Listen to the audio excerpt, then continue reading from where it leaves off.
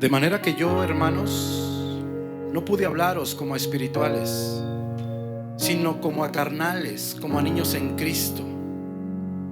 Os di a beber leche y no vianda, porque aún no erais capaces, ni sois capaces todavía, porque aún sois carnales. Pues habiendo entre vosotros celos, contiendas y disensiones, ¿no sois carnales?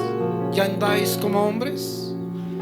Porque diciendo el uno, yo ciertamente soy de Pablo, y el otro, yo soy de Apolos, ¿no sois carnales? ¿Qué pues es Pablo? ¿Y qué es Apolos? Servidores por medio de los cuales habéis creído, y eso según lo que a cada uno concedió el Señor. Yo planté, Apolo regó, pero el crecimiento lo ha dado Dios. Así que ni el que planta es algo, ni el que riega, sino Dios que da el crecimiento. Dios de Abraham, de Isaac y de Jacob, gracias, Señor, por esta hermosa tarde de alabanza. Gracias, Señor, porque nunca vamos a olvidar el día que abrazaste nuestro corazón, el día que tocaste nuestros ojos, nuestros labios. Te empezamos a ver, te empezamos a sentir, te empezamos a escuchar, y nos dimos cuenta lo que realmente significaba vivir la vida.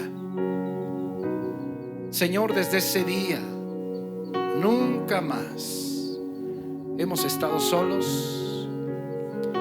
Dice tu palabra que hasta el fin del mundo vas a estar con nosotros.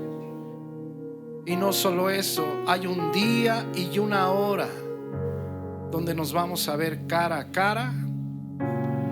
Mi Señor, gracias por tu sangre preciosa derramada en la cruz. Tú no tenías pecado, tú no lo merecías, pero tú moriste en lugar nuestro. Señor, ¿cómo pagar? ¿Qué podemos hacer sino amarte con todo nuestro corazón, caminar contigo siguiendo tus pisadas? Mi Señor, por eso y por todo lo que has hecho y que harás hasta el fin de nuestra vida, bendito seas y bendito sea tu santo nombre, Dios fuerte, Dios poderoso, Dios invisible, Dios eterno. Bendito sea tu santo nombre por siempre y para siempre. Amén.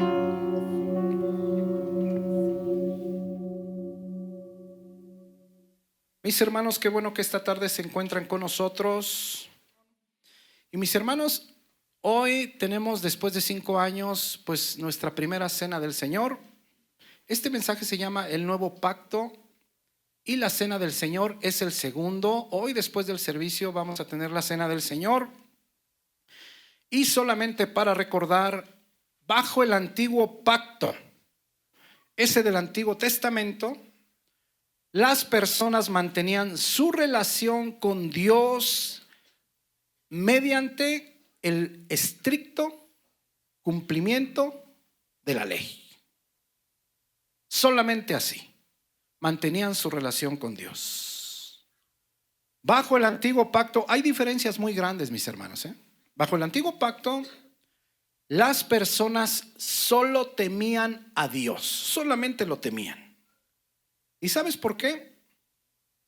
Porque siempre estaban en deuda con Dios. Siempre estaban en deuda con Dios, porque al no obedecer estaban en pecado. Al estar en pecado tenían que derramar la sangre de un animal. Pero eso quitaba el pecado momentáneamente, porque saliendo de ahí, pues volvían a pecar, mi querido hermano. Volvían a pecar. Entonces, siempre estaban en deuda con Él bajo el antiguo pacto. ¿Por qué? Porque pues nunca pudieron cumplir perfectamente la ley. Y vimos ese precioso nuevo pacto. Impresionante, mi hermano. Impresionante. Nosotros, al ser sellados por el Espíritu Santo de Dios, entonces el Espíritu Santo entra a nuestro corazón y empezamos a amar a Dios. Empezamos a ser capacitados para buscarlo de día y de noche. Empezamos a amar pues a nuestros hermanos. Qué difícil es amar a los hermanos. Hay unos que es más fácil amarlos, ¿no es cierto? Hay unos que dicen, ay, este es un pan. Y hay otros que dicen, este es un pan duro. Entonces, impresionante, el Espíritu Santo es el que nos capacita. El antiguo pacto solamente señalaba el pecado, pero no daba el medicamento. En el nuevo pacto somos sellados por el Espíritu Santo, somos habitación de Dios mismo y nos capacita, nos da la capacidad de obedecer a quien no obedecíamos, que era Dios. Entonces son muchas diferencias. Bajo el nuevo pacto, nosotros acudimos a Dios como un hijo acude a su padre. La sangre derramada en la cruz. Este video es tan solamente pues un pequeño ejemplo de lo que realmente sucedió. Pero gracias a esa sangre preciosa derramada en la cruz, fueron perdonados todos los pecados pasados, presentes y futuros en los hijos de Dios. Romanos 8:1 por eso dice, ninguna condenación hay para los que están en Cristo Jesús. Ninguna condenación. Increíble el nuevo pacto. Vamos a 1 Corintios 11:23, por favor. Y vimos que en el plan de Dios es una orden. Repetir la cena del Señor es una orden. Y vimos lo que significa, ¿verdad? Vimos lo que significa, pero mira 1 Corintios 11:23. Esto es importante, mi querido hermano, es muy importante. Porque tenemos que entender qué es lo que realmente significa tomar la cena del Señor. Y lo vimos la vez pasada, significa estar en paz con Dios. Significa pensar de la misma manera que Dios. Significa pensar, estar en comunión con tus hermanos. Pensar de la misma manera cuando estamos caminando con Él. Eso significa tomar la cena del Señor. Significa no estar conviviendo con pecados continuos. Eso es lo que significa. Mira, es una orden, 1 Corintios 11:23. Porque yo recibí del Señor, esto es bien importante, mi querido hermano, porque esta carta se escribió antes que los 4 evangelios: Mateo, Marcos, Lucas y Juan. Esto se escribió antes. Y es impresionante porque hasta antes de esta carta no se tenía registro de algo que Jesucristo hubiera dicho. Y aquí el apóstol Pablo es lo que dice, mira, porque yo recibí del Señor. Es decir, Dios me lo mostró. ¿Te acuerdas cómo fue la conversión impresionante de Pablo? Y que se fue algunos años. ¿Sí te acuerdas? A ser ministrado por el mismo Jesucristo. Entonces es impresionante porque este es el primer registro, mi hermano, de lo que dice, el Señor me lo mostró, el Señor me lo dijo, antes de los 4 evangelios. Los 4 evangelios fueron escritos después. Por eso es importante, porque yo recibí del Señor lo que también os he enseñado, que el Señor Jesús, la noche que fue entregado, tomó pan y habiendo dado gracias, lo partió y dijo, tomad, comed, esto es mi cuerpo que por vosotros es partido. Impresionante. Haced esto en memoria de mí. Entonces es una orden, mi hermano. Es una orden y lo más triste, ¿sabes una cosa? Es que no se practica. O por lo menos no continuamente. Nosotros estuvimos en Acapulco varios años y nunca nos hicieron participar de la cena del Señor. Nunca. Y aquí, que era donde sí nos hacían participar de la cena del Señor, no nos dijeron nunca qué significaba. Y entonces, por eso es necesario, mi hermano, participar de la cena del Señor. Es una orden. Y si no la cumples, ¿qué eres? Desobediente, ¿no es verdad? Entonces nosotros tenemos que practicarla, pero debemos de tener la conciencia. ¿Qué significa? ¿Para qué? Para caminar más firme delante de Dios. ¿No es eso lo que queremos al estar aquí? Oh, claro que sí. Entonces es una orden. Haced esto en memoria de mí. 25. Asimismo tomó también la copa después de haber cenado, diciendo: esta copa es el nuevo pacto en mi sangre. Haced esto todas las veces que la bebieres en memoria de mí. Así pues, todas las veces que comiereis este pan y bebiereis esta copa, mira lo que significa tomar la cena del Señor. La muerte del Señor anunciáis hasta que Él venga. Y yo te decía esa palabra griega que la Reina Valera traduce de esa manera, anunciáis. Catangelo en el griego se escribe 17 veces en el Nuevo Testamento. Y 16 veces se refiere a anunciar la palabra de Dios. Anunciar el perdón de Dios o anunciar a Jesucristo. Entonces, cuando nosotros estamos comiendo la sangre y la carne de Cristo, estamos recordando lo que Él hizo en la cruz. Literalmente estamos anunciando la muerte de Jesús hasta que Él vuelva, hasta que Él regrese. Literalmente eso es lo que estamos haciendo. Ahora, quiero que pongas mucha atención, mi querido hermano.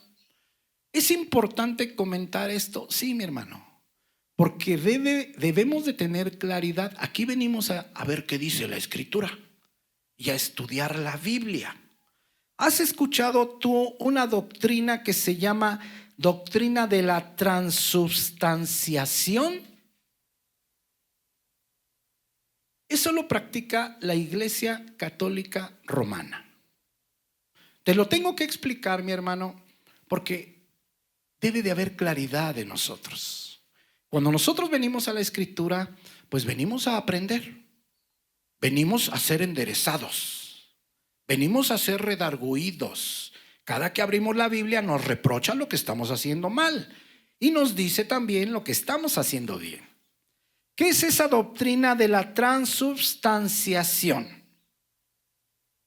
Ellos dicen literalmente, que en cada misa ellos hacen un milagro de conversión y que la hostia es literal el cuerpo de Cristo y que el vino es literalmente la sangre de Cristo. Eso es lo que ellos dicen. Hay un libro que se llama La Fe de Millones, así se llama. Este libro fue certificado por la Iglesia Católica Romana. Y te voy a decir cómo lo calificó Roma. Este libro, La Fe de Millones se llama. Literalmente dice esto, cito textual. Se refiere al libro como libre de errores doctrinales y morales. Así lo calificó Roma. Libre de errores doctrinales y morales. Lo escribió un sacerdote católico de nombre John O'Brien. Y él explica lo que sucede en la misa. Él explica lo que sucede en la misa. ¿Me puedes poner la diapositiva número 1, por favor? Esto, mi querido hermano, yo lo extraje de ese libro para que tú tuvieras la oportunidad de saber qué se refiere la doctrina de la transubstanciación. ¿Qué es? Y yo simplemente puse en color rojo,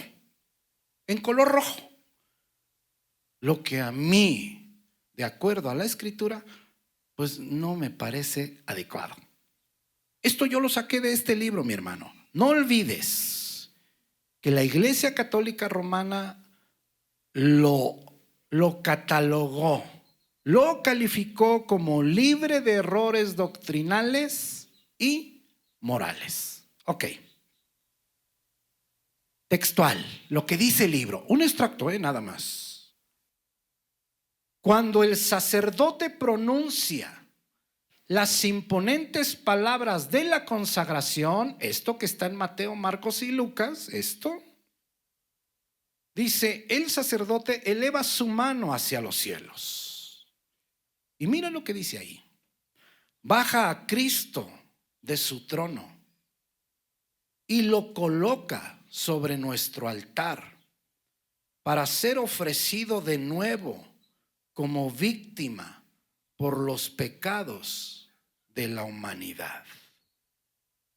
Es un poder superior el de este sacerdote al de monarcas y emperadores, superior al de santos y ángeles, superior al de serafines y querubines. De hecho, es superior incluso al poder de la Virgen María. Si bien la Santísima Virgen fue el instrumento humano por el cual Cristo se encarnó una sola vez, el sacerdote baja a Cristo del cielo y lo presenta en nuestro altar como la víctima eterna por los pecados de la humanidad. Es decir, lo que este sacerdote dice es que en cada misa hay un nuevo sacrificio de Jesús.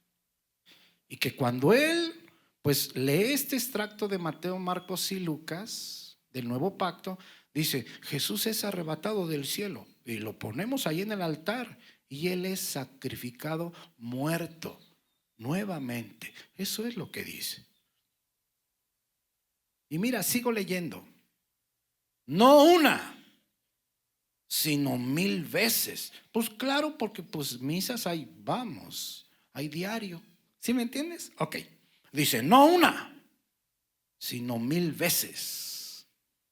El sacerdote habla y he aquí, Cristo el Dios eterno y omnipotente inclina la cabeza en humilde obediencia al mandato del sacerdote.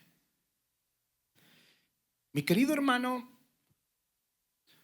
cuando nosotros, ¿sabes una cosa? Yo, la mayor parte de mi familia, pues es católica, mi hermano. Y yo los amo en el amor de Cristo. Nunca te pueden decir que yo les he dicho, no vayas, no hagas esto, no hagas lo otro, no. Tú tienes que tener la sabiduría de Dios y solamente animarlos a que lean la Escritura. Cuando ellos leen la Escritura, Dios regenera, Dios da luz a nuestro corazón. Nada más. Entonces, cuando nosotros vemos esto, mi querido hermano, pues la verdad es que no podemos detenernos tanto en este tipo de cosas. Puedes ir a Hebreos 10:10 y solamente con este solo detalle vamos a ver que no estamos hablando del mismo Dios. Jesucristo solamente una vez fue sacrificado. No más una vez. No puede ser posible esto que acabamos de leer. Y te voy a ser honesto. Yo digo, ¿de dónde lo sacó? No lo sé. No tengo idea. Pero Roma lo cataloga como libre de errores doctrinales o morales. Increíble. Mira Hebreos 10:10. En esta voluntad somos santificados. Y quiero que pongas atención. Aquí habla del sacrificio de Jesús en la cruz. Mediante la ofrenda del cuerpo de Jesucristo. Mira lo que dice al final. Hecha una vez fue sacrificado. Una vez fue humillado. Una vez fue escupido, mi hermano. Cuando en Lucas 22 lo vendan y lo golpean y le dicen, profetiza, ¿quién te golpeó? Como él decía que era profeta y todo el mundo decía que lo era, decían, bueno, pues vamos a vendarlo, lo golpeamos y él que diga quién lo golpeó. Qué humillación tan grande. Pero nomás fue una vez, mi querido hermano. Ahora que regrese, no regresa para ser humillado. Regresa con vara de hierro para juzgar a los impíos y a las naciones. ¿Sí me entiendes, mi querido hermano? Mira, la ofrenda del cuerpo de Jesucristo, hecha una vez y para siempre. Acá dice que no solamente una, dice 1000 veces. Y Jesucristo agacha la cabeza y órale, qué barbaridad. Versículo 11.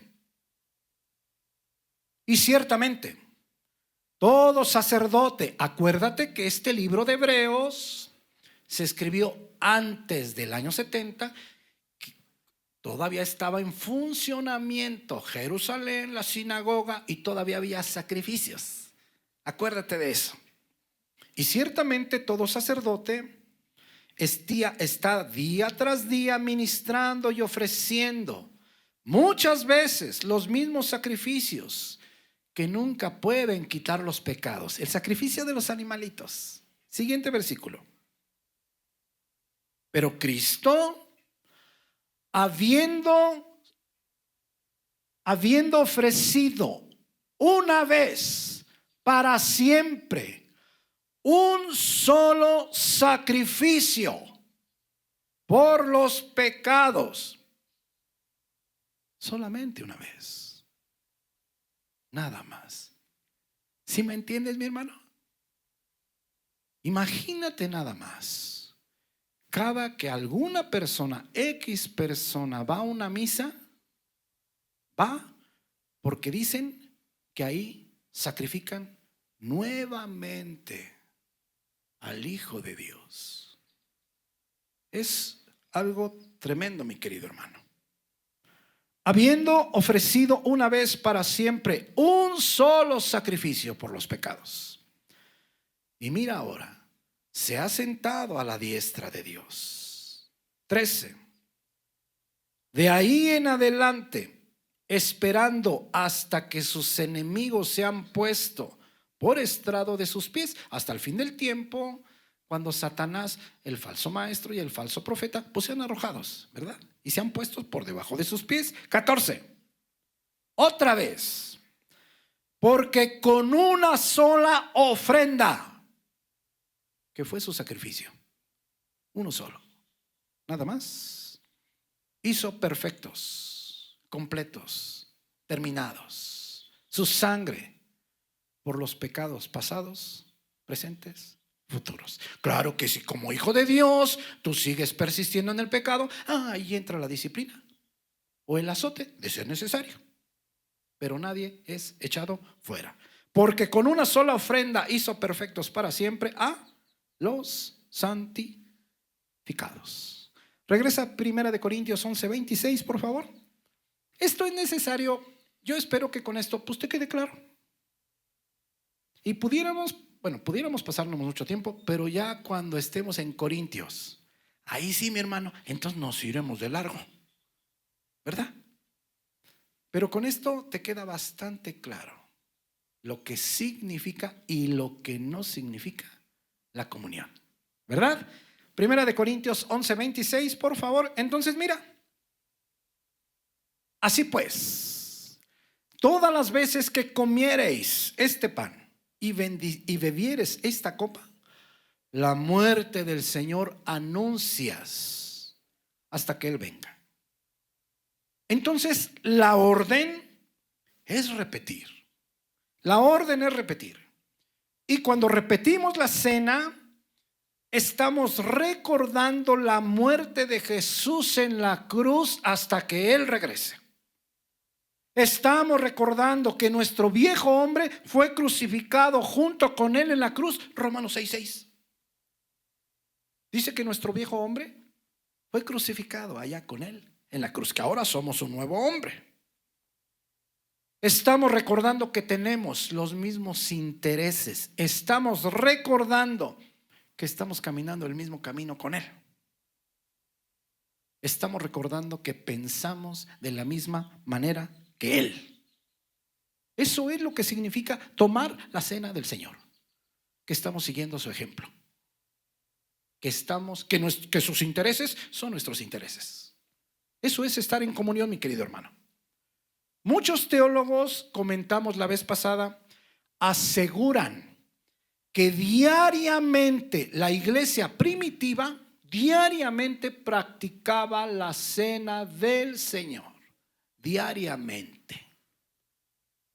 Imagínate nada más. Diariamente se cuidaban de andar en santidad. Diariamente se cuidaban de palabrotas.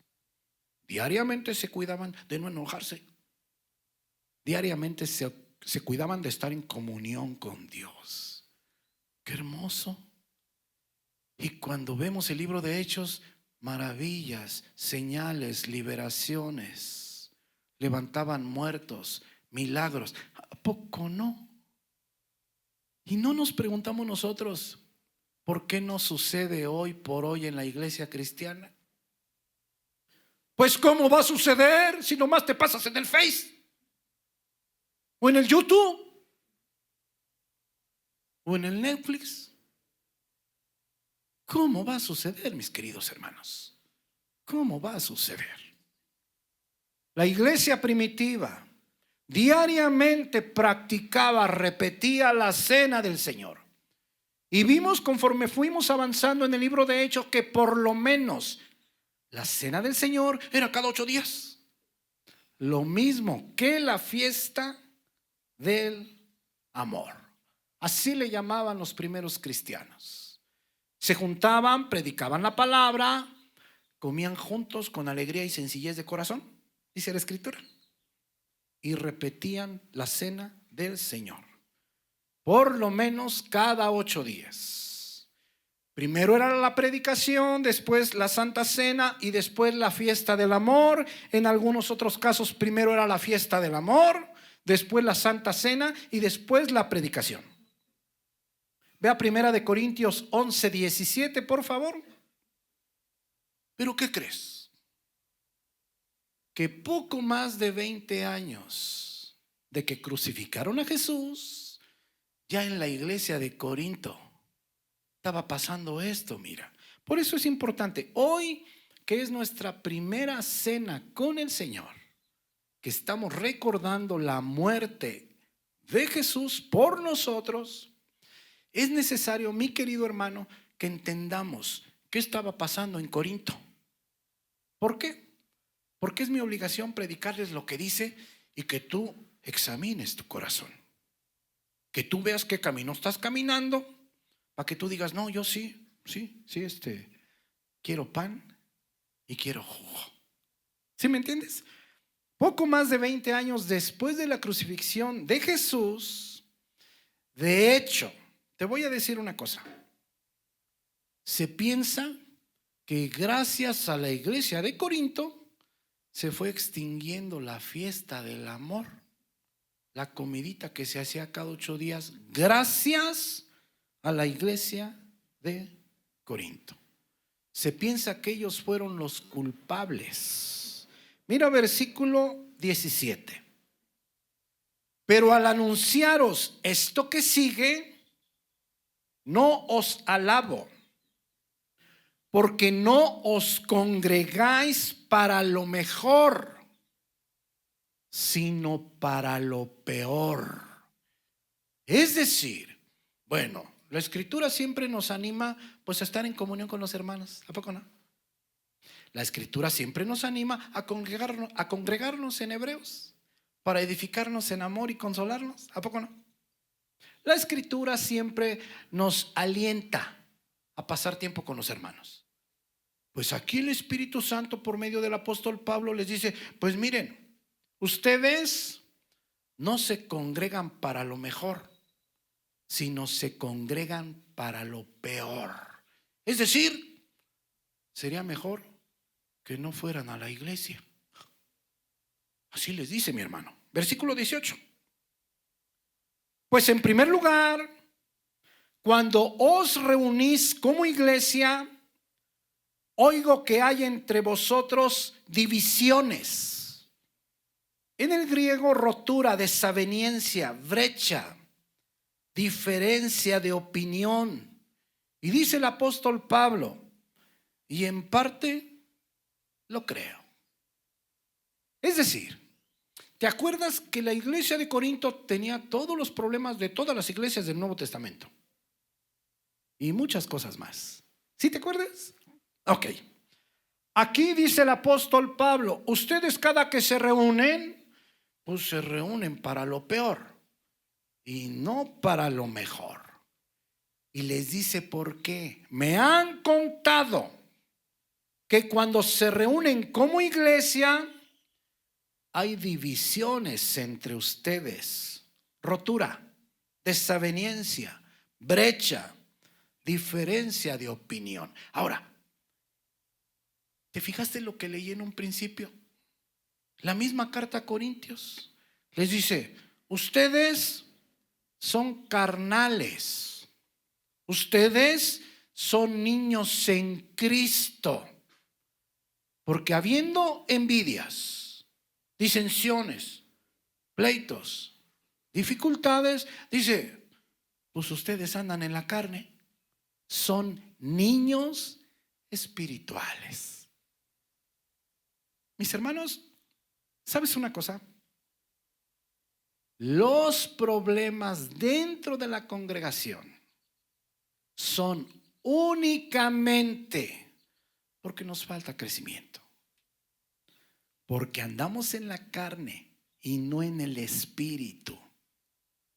Igual que los problemas en casita. Los problemas en casita son porque andamos en la carne y no andamos en el espíritu. Los problemas en el trabajo son porque andamos en la carne y no en el espíritu. Y aquí, mira, se reúnen como iglesia, pero hay rotura, desaveniencia, brecha, diferencia de opiniones. ¿Por qué? Porque son niños espirituales. Versículo 19. Ahora quiero que pongas atención en este versículo. Quiero que pongas atención en este versículo porque los problemas son normales dentro de las congregaciones.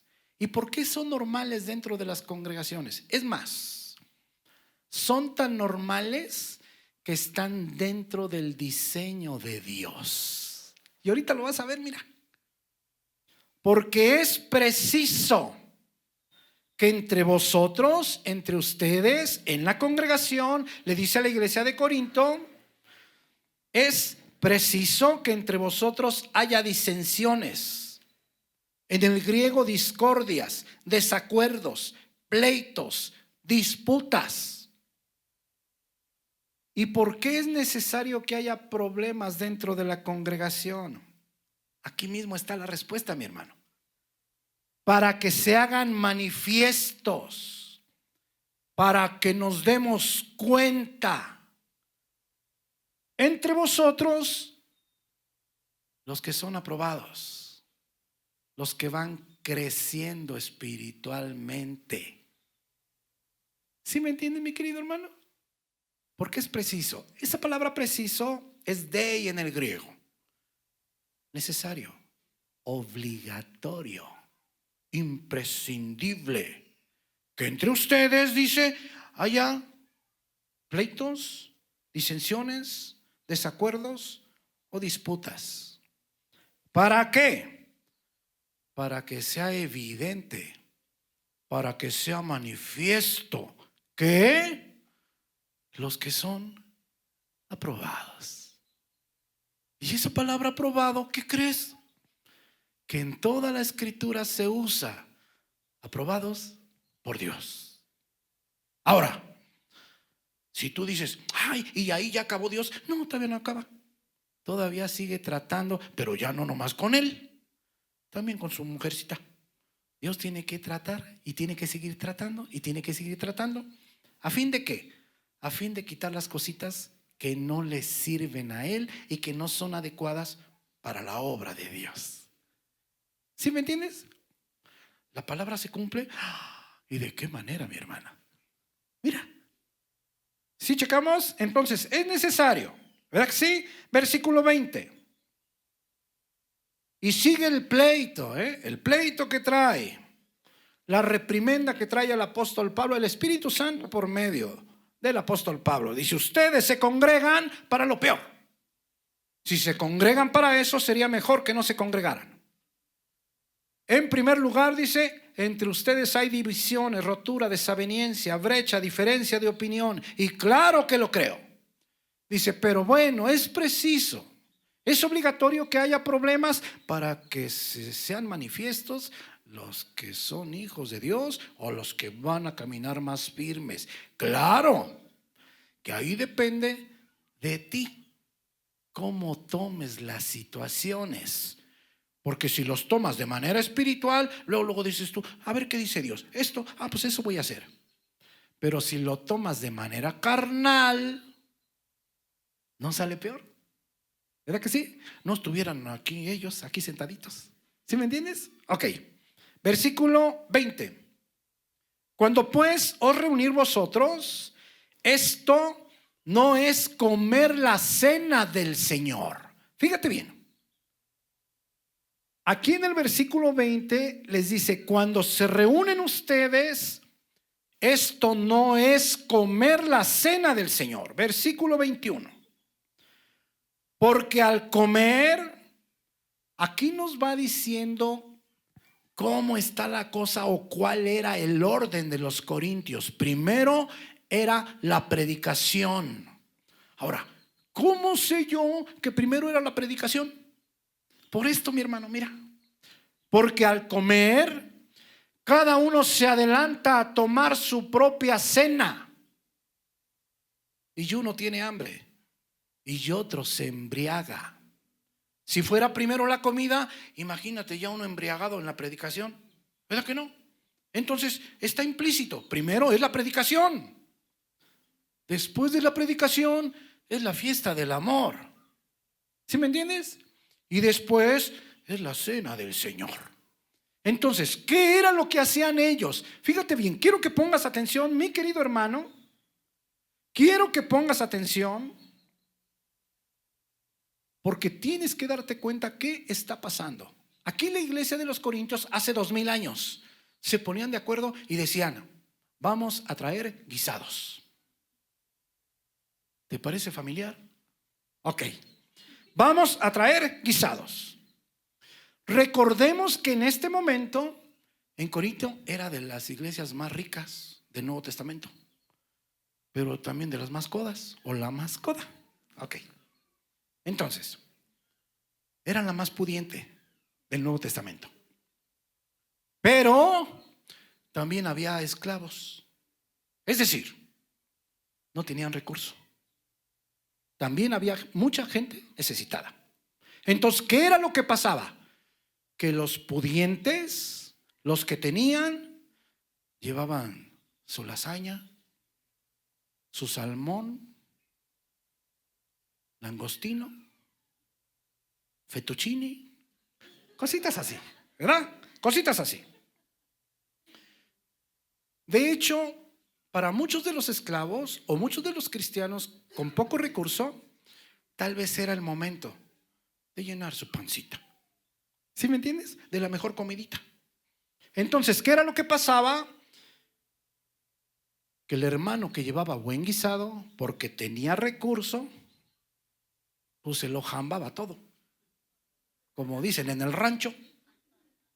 Sí, mira. Al comer, dice, cada uno se adelanta a tomar su propia cena. Y el que no llevaba nada, pues se quedaba así sin comer. En lo que otro, dice, se embriaga. Versículo 22. Quiero que pongas atención, mi querido hermano, porque después de 2000 años, yo por eso les digo, cuando estamos hablando de guisados, mi hermano, si tú eres hijo de Dios, si es verdad que conoces al Dios de la gloria, te debería dar gusto guisar. Decir, ¿qué voy a guisar para que coman mis hermanos? Porque si tú de momento empiezas a buscar lo más económico, no porque sea malo, no, de ninguna manera, porque yo he probado chicharrón con chile bien sabroso. No es malo, no. Pero si tú tienes el recurso, pero no quieres gastar, si tú tienes el recurso, pero te duele aportar, ¿qué crees, mi hermano? Que estás pensando solamente en ti, en tu bolsillo, y es mentira que conoces al Hijo de Dios. ¿Por qué? Porque Jesucristo viene por su iglesia, pero no es por la que se congrega. Jesucristo viene por su iglesia, pero no es por la más grandota, no, mi hermano. Jesucristo viene por la iglesia que ha entendido que es el amor hacia las personas. La diferencia entre el Hijo de Dios y el hijo de Satanás. Entonces, eso es lo que está pasando aquí. Hay diferencias. Fíjate bien, están haciendo acepción de personas, como acá en Santiago. ¿Te acuerdas? Malaquías capítulo 2. Por 2 razones Dios rompió el contrato espiritual de la tribu de Leví. 1, le dieron la espalda a Dios. Y 2, hicieron distinción de personas. Y aquí están haciendo lo mismo, mira. Mira. El 21 que dice, porque al comer cada uno se adelanta a tomar su propia cena. Y uno tiene hambre y el otro se embriaga. Y mira versículo 22. Pues ¿qué?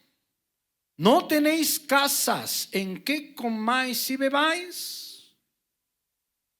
Es decir, lo que el Espíritu Santo dice aquí, si tú quieres comer y beber, quédate en tu casa. A la iglesia vienes a dar, vienes a compartir, vienes a apapachar a las personas, vienes a ver quién está enfermo, a ver quién tiene necesidades.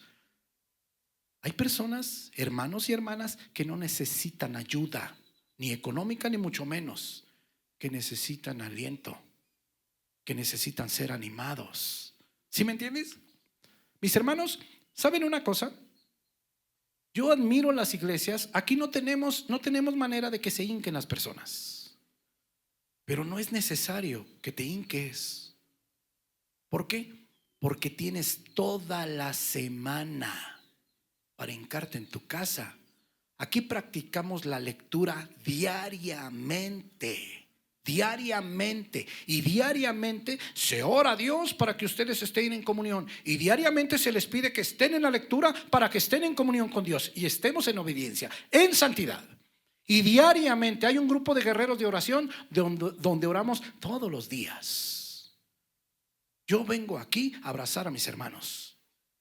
Yo vengo aquí a ver a quién le hace falta amor. Yo vengo aquí a ver quién tiene necesidades. No vengo aquí a orarle a Dios porque tengo toda la semana, el día y la noche, para ponerme en contacto con Él. ¿Sí me entiendes? Por eso no hemos buscado un lugar para que se hinquen ustedes. No hace falta, mi hermano. Nos vemos un ratito y en ese ratito tenemos que identificar qué es lo que nos hace falta. Y el Espíritu Santo dice, ¿no tienes casa en donde comer? ¿No tienes casa donde beber? ¡Ah! Mira lo que dice aquí. Estás menospreciando la iglesia de Dios. Cuando tú no te estás preocupando por tus hermanos, dice, estás menospreciando a tus hermanos y por ende a la iglesia de Dios. Esa palabra menospreciáis, cataproneite, tener en poco, mirar con desdén o simplemente estar en contra de Dios. ¿Me ayudas con el piano, ojo, por favor? ¿Qué te parece la escritura, mi querido hermano? En Corintio estaban pensando en ellos, de ninguna manera en los demás. Y les dice el apóstol Pablo: ay, suban al templo, mejor no vayan, porque están menospreciando a Dios. Y tú puedes decir: ay, pero nomás estoy menospreciando a esos que me caen mal. Pues esos que te caen mal son hijos de Dios. A los ojos de Dios, cuando estamos haciendo este tipo de cosas, estamos menospreciando a Dios. Estamos en contra de Dios. ¿Sabes qué, mi querido hermano? Parece que la Biblia se escribió ayer. ¿Verdad que sí? Nos debe emocionar, mi hermano. Guisados. Yo no te digo que pases a la caja por un préstamo para que hagas de guisar. No. Lo que sí te digo, si no te esfuerzas por agradar a tus hermanos, lo poco o mucho que Dios te bendice, ¿qué camino están caminando tus pies? ¿Qué camino? ¿No tienes casa donde comer y beber? ¿O menospreciáis la iglesia de Dios? ¿Ya avergonzáis a los que no tienen nada? ¿Qué os diré? Os alabaré en esto. No os alaba. Y debido a estas cosas, mi hermano. Ahora, ¿qué tan grave es esto? Pues si tú te pones a pensar y dices tú: ay, pues yo pensé que no era grave. Pues esto es lo que dice el Espíritu Santo. ¿A eso vas? ¿A hacer diferencias? ¿A eso vas a ver quién pone más y quién pone menos? Madre mía, mejor no vayas. Ese sí es grosero. A mí luego dicen: es que usted habla muy feo. Pues entonces el que habla feo es el Espíritu Santo. Ese es más grosero que yo.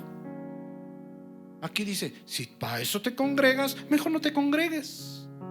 Y debido a estas cosas, por eso, mira, aquí vienen algunas advertencias. Versículo 27, por favor. Y ahora sí, mi hermano, vamos a comer hoy la cena del Señor. Y aquí vienen algunas advertencias. ¿Cómo no debes comerla?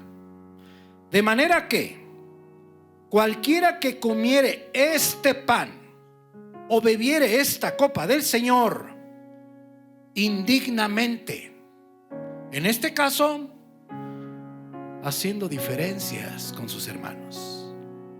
Pero ese término indigno es más amplio. En pecado. Por ejemplo, ¿cuándo es un pecado grave? Cuando nosotros sabemos lo que dice la palabra de Dios y aún así lo hacemos. Ese ya es un pecado grave, llamado pecado de soberbia. Y el pecado de soberbia lleva a la muerte. En el Hijo de Dios no es muerte espiritual, pero puede ser muerte prematura, antes de tiempo. De manera que cualquiera que comiere este pan o bebiere esta copa del Señor indignamente será culpado, responsable. O sea, será como si él literalmente lo hubiese clavado en la cruz. Y dices tú: pero si nomás estaba echando ojo para comerse su comidita. Pues nomás, mi hermano. Es que el Hijo de Dios ya no debe de pensar en sí mismo, mi hermano. Primera de Corintios 13, del 4 al 7. Todas las actitudes del amor tienen que ver con los demás, ya no con nosotros mismos. ¿Sabes una cosa, mi hermano? Es admirable notar, o es evidente, que muchas veces no se están preocupando por los demás, en cosa tan sencilla como es el alimento.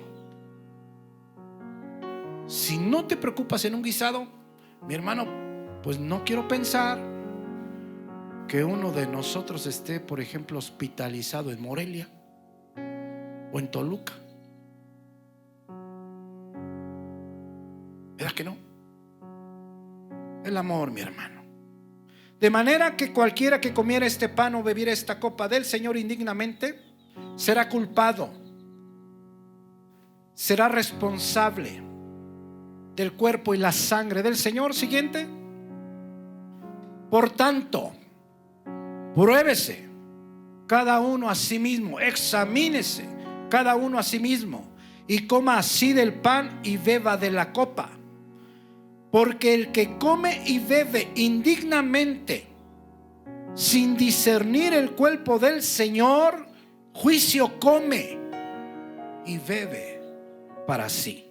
Esa palabra juicio está mal traducida, es crima en el griego y quiere decir simplemente disciplina o azote. Lo que quiere decir juicio es catacrima, pero no es catacrima en el original. ¿Me la puedes poner por favor en NTV para que comprendas un poco mejor?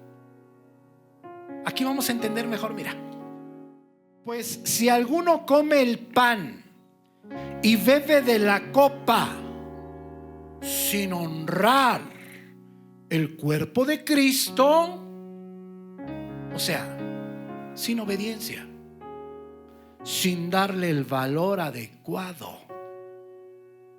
Mi querido hermano, cuando comemos del cuerpo y la sangre de Cristo, estamos recordando el día que mataron a Jesús. Estamos recordando que Él murió en nuestro lugar. Estamos recordando que nosotros, nuestro viejo hombre, Romanos 6:6, murió junto con Él. Estamos recordando ese pacto de amor que hizo Él con nosotros. Estamos diciéndole, estamos siguiendo tu ejemplo. Estamos diciéndole, estamos en paz contigo. Estamos en paz con nuestros hermanos. Si tú, por ejemplo, ahorita tienes problemas con alguno de aquí, mi hermano, no deberías de tomar la cena. No. Si tú en casa tienes problemas, por ejemplo, con tus hijos, con tu esposo, no deberías de tomar la cena. Eso es la comunión, mi querido hermano. Comunión. Y comunión quiere decir en paz. ¿Sí me entiendes? Ok, entonces mira la NTV. Pues si alguno come el pan y bebe de la copa sin honrar el cuerpo de Cristo, come y bebe disciplina sobre sí mismo. 30, ¿me la pones en Reina Valera ya? Ahora mira, cuando no valoramos el cuerpo y la sangre de Cristo, cuando no lo estamos haciendo de manera correcta, cuando no se hace de la manera adecuada, o sea, que no estamos honrando ese momento, porque es un momento especial, mi hermano, más que especial, por lo cual están haciendo diferencias, se están atragantando con su comida, unos se están embriagando, están haciendo menos a sus hermanos y por ende están menospreciando a Dios. Pero te digo que ese término es más amplio.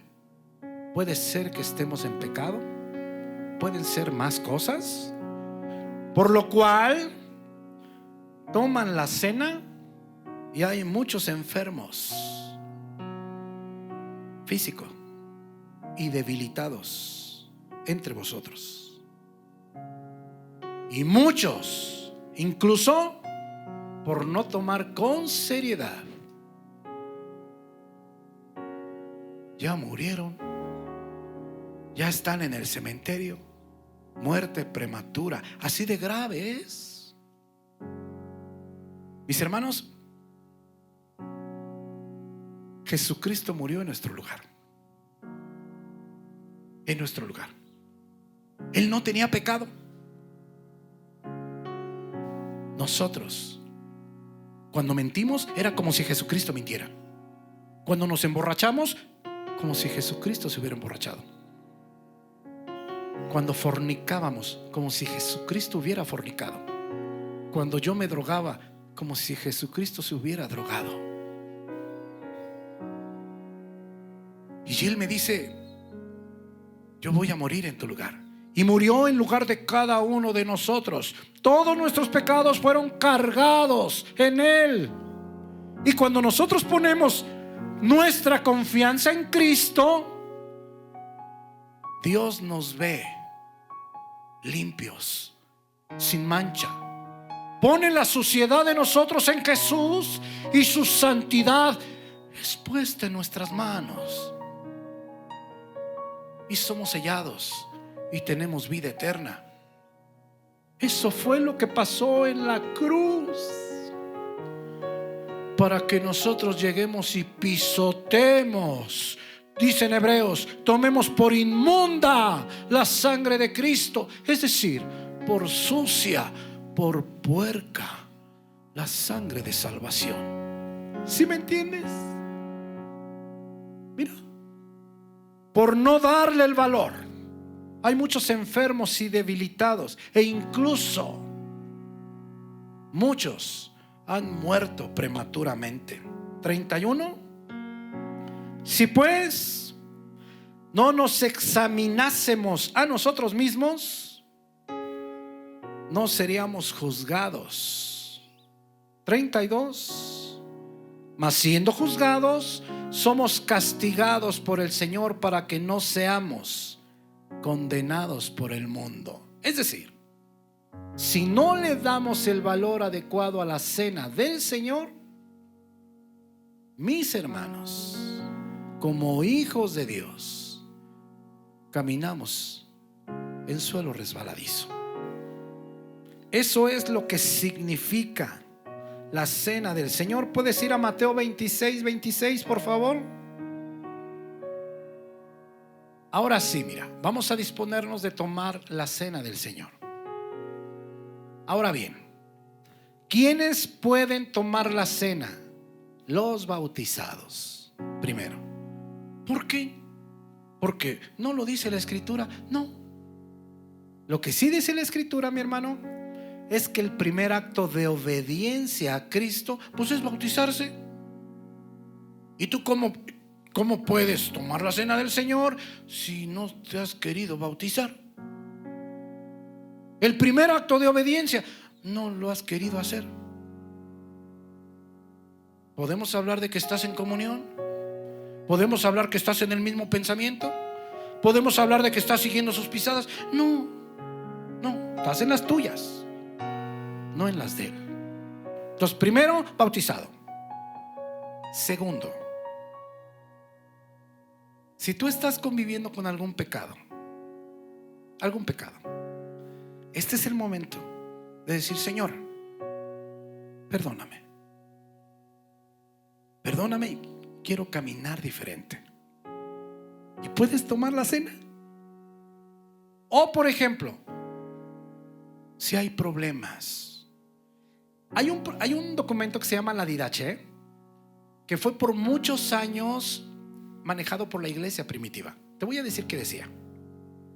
Si hay problemas entre dos hermanos o entre dos hermanas, dice que no vengan a la congregación hasta que arreglen los problemas y se pongan a cuentas con Dios. ¿Sí me entiendes? Entonces, hay un problema, pues arréglalo. Dices tú: pues es que eso me carrete gorda. Pues ahorita arrímatele. Nomás imagínate que vayan 10 con la misma. Ay, madre mía. Ahorita es el momento. ¿Sí me entiendes? Ok. Mateo 26. Y mientras comían, tomó Jesús el pan. Nos ponemos de pie, por favor. ¿Sabes una cosa, mi querido hermano? Todos somos indignos de estar aquí. porque nadie merecíamos que Dios nos perdonara. No habla de que somos o no seamos dignos. No. Habla de que cuando tomemos indignamente, es decir, ya lo expliqué, estando en pecado o tomando a la ligera la cena del Señor. Ahora, mi querido hermano, te vuelvo a repetir, es el momento para que tú ahorita digas tú: Señor, me pongo a cuentas y quiero caminar contigo. ¿Sí me entiendes? Ok. ¿Sabes una cosa, mi querido hermano? Prepárense, porque a partir de ahora lo vamos a estar practicando continuamente. Aquí como congregación lo vamos a hacer cada mes, cada primer domingo de cada mes. ¿Sí? Cada primer domingo de cada mes. Ahora bien, prepárate, porque lo podríamos hacer en reunión de mujeres, lo podríamos hacer en alguna célula, lo podríamos hacer en reunión de varones, o lo podríamos hacer en cualquier visita. ¿Cuál es la intención? No es otra, mi querido hermano, estar en el mismo pensamiento de Dios. Dice 1 Corintios 2:16 que nosotros tenemos la mente de Cristo. Sí, si estamos alineados con Él, si estamos llenando nuestro corazón. ¿Sí me entiendes? Porque si lo estamos llenando de basura, pues no tenemos la mente de Cristo. ¿Qué es lo que perseguimos? ¿Sabes qué es lo que perseguimos? Santidad. Santidad, mi hermano. Perseguimos santidad. No queremos congregaciones grandes. Bueno, si crece, pues crece, ¿verdad? Lo que queremos es una iglesia pura, una iglesia esforzada, una iglesia que se encuentra en comunión con Dios y con los hombres. Eso es lo que se persigue. Y mientras comían, tomó Jesús el pan y bendijo, y lo partió y dio a sus discípulos, y dijo: tomad, comed, esto es mi cuerpo. Y tomando la copa y habiendo dado gracias, les dio diciendo: bebed de ella todos, porque esto es mi sangre del nuevo pacto, que por muchos es derramada para remisión de los pecados. Y os digo que desde ahora no beberé más de este fruto de la vid, hasta aquel día en el que lo beba nuevo con vosotros en el reino de mi Padre. Esto lo vamos a hacer continuamente, mis queridos hermanos, hasta que estemos en la presencia del Hijo de Dios. Podemos comer el pan y tomar la sangre.